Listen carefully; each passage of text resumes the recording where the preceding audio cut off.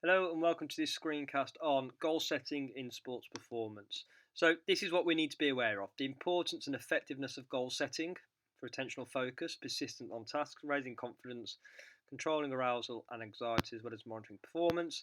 And we also need to know the SMART principles of goal setting, which we're actually going to start with. But before we do that, here is an exam question or typical exam question you may receive. Identify 3 reasons why a sports performer may set goals. Successful goal setting includes goals that are specific and recorded. Using a sporting example, explain the 3 other elements of the SMART principles of goal setting. Okay, so there are types of questions you can have or you can receive. So first of all, we're going to actually start with the SMART principles. So first of all, what does it stand for? Goals must be specific, they must be measurable, they must be achievable, recorded, and finally timed. So now, this is a specific focus on goal setting, specifically SMART targets. So we're going to set a goal. So what does it need to be? The goal must be specific. So it must be related to task and the individual, e.g. to improve my long jump distance. If you're a long jumper, this is absolutely a specific goal to set yourself, to improve my long jump distance. Okay, so this SMART principle, this goal has to be measurable. So what we're going to do, so progress should be assessed using a direct comparison to a standard, e.g. long jump distance can be measured in each competition, or long jump distance can be measured at the start of the target or the goal, and then once you've actually done your program to try and achieve that goal, so at the very end as well. So measurable, can it be measured? Yes, it can. Achievable. Okay, so the goal must be challenging but attainable with sustained effort, i.e., if it's not challenging, you're going to lose motivation. If it's too challenging and not achievable, you're going to lose motivation. So, an example of this would be it would not be achievable to improve long jump distance by 1 metre in 6 weeks, but 10 centimetres maybe. Okay, so this may be achievable. So, you are making your goal achievable to kind of continue to keep motivated to achieve that goal.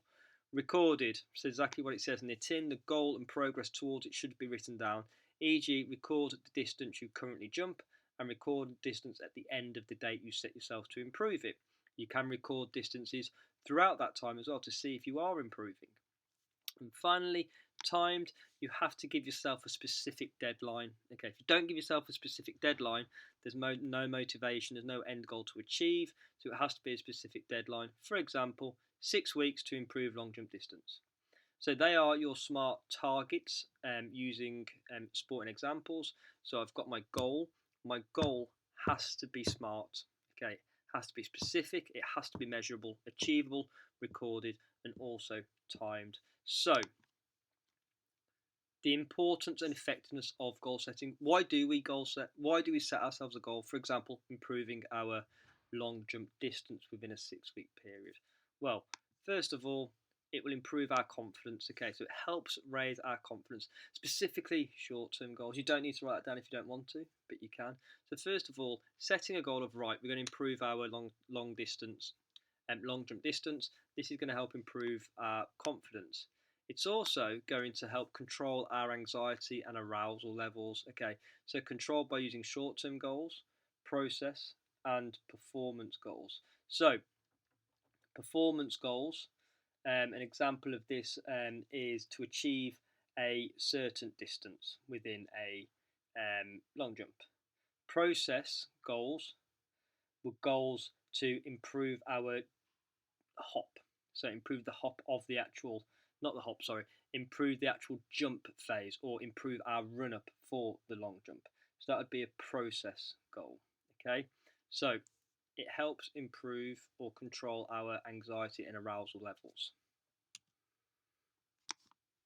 So attentional focus. Now, only focusing on parts of the performance that are relevant to your goal. Okay, so focusing on your process goals will help achieve the goal. So focusing on your run up for a long jump will help all parts of the performance. Okay, so only focusing on that one part will actually give you the better distance. Monitoring performance. So helps performer to focus if you're monitoring it. So if you can see yourself improving and you're writing it down via recording it, you are going to have more focus. And then we have persistence. So persistence is, if achieved, it is very effective. So it means you'll continue to try and strive, continue to try and improve your long jump distance. So there again are the questions. What we'll do is we'll answer this in lesson, but make sure you have those questions down, well, those key notes down, and provide yourself or create some questions on that. I'll see you in lesson. Thank you.